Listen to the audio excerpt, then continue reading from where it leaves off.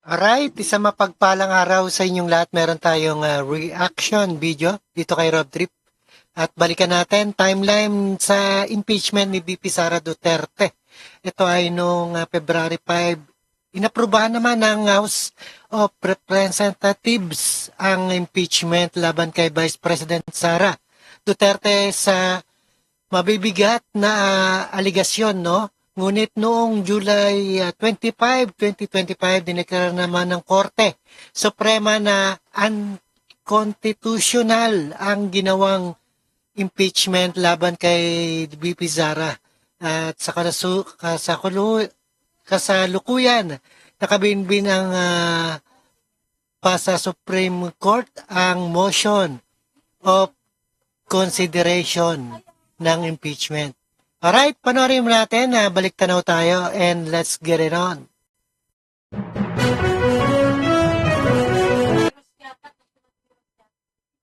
To the Senate, the impeachment complaint, having been filed by more than 1/3 of the membership of the House, or a total of 215 members, is there any objection? The chair hears none. The motion is approved.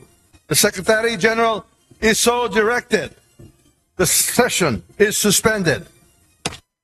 Hey, Alright, ayan suspended. You know, that YouTube Ang channel you say you're gonna impeachment, start? no? Yeah. Alright, Si VP Sara ang kauna-unahang vice presidente na ini-impeach ng House of Representatives sa kasaysayan ng bansa. Kabilang sa 7 grounds for impeachment laban kay VP Sara ang pagsira sa tiwala ng publiko at paglabag sa konstitusyon dahil sa umano'y matinding pagbabanta sa buhay ni na Pangulong Ferdinand Marcos Jr., First Lady Lisa Marcos at House Speaker Martin Romualdez. Gayun din ang betrayal of public trust at katiwalian dahil sa umano'y maling paggamit at paglustay ng confidential funds ng Office of the Vice President at Department of Education. Ang mga aligasyong ito itinatanggi ng Vice Presidente. I did not make an assassination threat to the president. Sila lang nagsasabi niyan. Sila lang nagsasabi may assassination. Sila nagsasabi may assassin, may gunman. wala naman sinabing assassin, no? Did not say that. Kasunod nito, inihain ang mga petisyon sa Korte Suprema kaugnay ng impeachment case. Naghain ng petition for mandamus ang mga sumusuporta sa impeachment para hilingin sa Korte Suprema na ikumpel ang Senadong mag-convene agad-agad bilang impeachment court at umpisahan ang paglilitis sa Vice Presidente. Samantalang ang kampo naman ni VP Sara naghain ng petisyon para questionin ang visa at constitutionality ng reklamong impeachment laban sa kanya. June 9, 2025 nang manumpa bilang presiding officer ng impeachment court si Senate President Francis Chis Escudero. 4 na araw ito bago mag-Senate day adjournment ang 19th Congress sa June 13.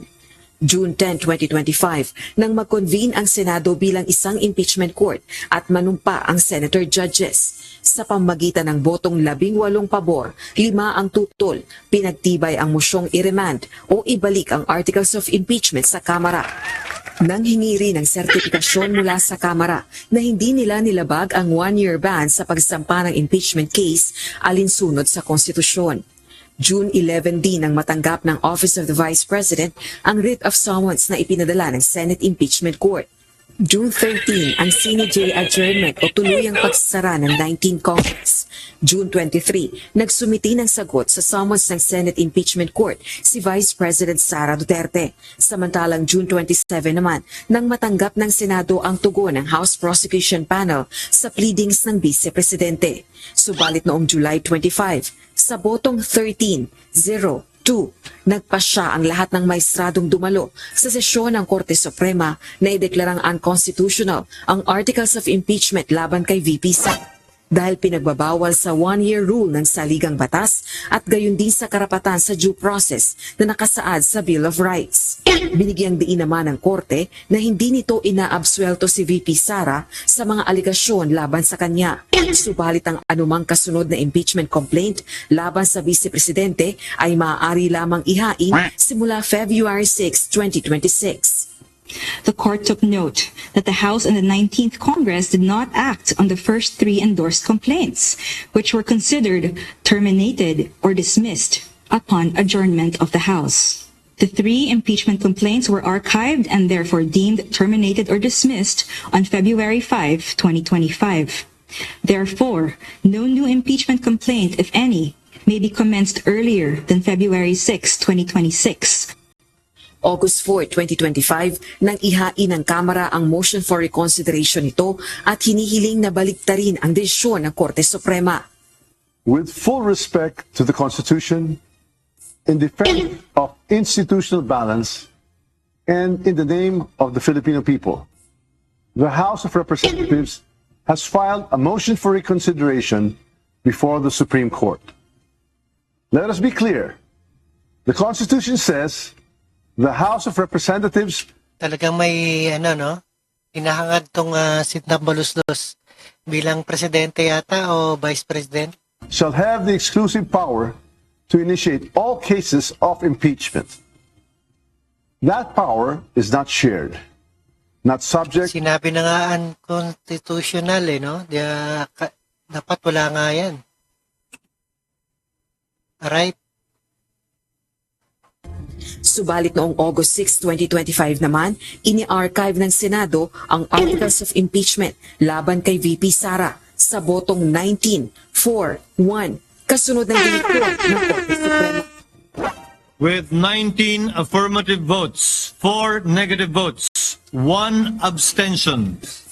The motion of Senator Marcoleta as amended by Senator Joel Villanueva adhering to the immediately executory decision rendered by the Supreme Court en banc on July 25, 2025, which among others held the articles of impeachment are null and void ab initio, and that the Senate did not acquire jurisdiction, and to move to transfer the articles of impeachment in relation to case number 002-2011 entitled "In the Matter of the Impeachment Trial of Vice President Sara Zimmerman Duterte" to the archives. The same is hereby approved. I wanted a bloodbath, meaning I wanted all the pieces of evidence from the prosecution and all the pieces of evidence from the defense presented for everyone. Wala pa may trial, no? Wala pa nagsugod ang impeachment trial. But sa tinuod lang, wala man ni one particular na expectation. Tanan nga pwedeng mahitabo, ginapangandaman yun na siya to ang defense team. And kining nahitabo karon na sa Senate nga gi-archive nila ang impeachment complaint, isa sa posibleng mga mahitabo, and as I said, we need to respect the decision of the Senate. Hanggang ngayong August 15, 2025, wala pang inilalabas na final impeachment ruling ang Supreme Court. Rosa Licuz. Alright guys, ay napakinggan at napanood po natin ang reaction video. Dapat nga wala nang impeachment. Tama si Senator Marcoleta. Unconstitutional ang ginawa nila na impeachment. Dapat isa lang, no? At ginawa pang 4 na impeachment. Alright, maraming salamat sa panonood pakinig dito kay Rob Trip, and see us again sa ating reaction video, and peace out.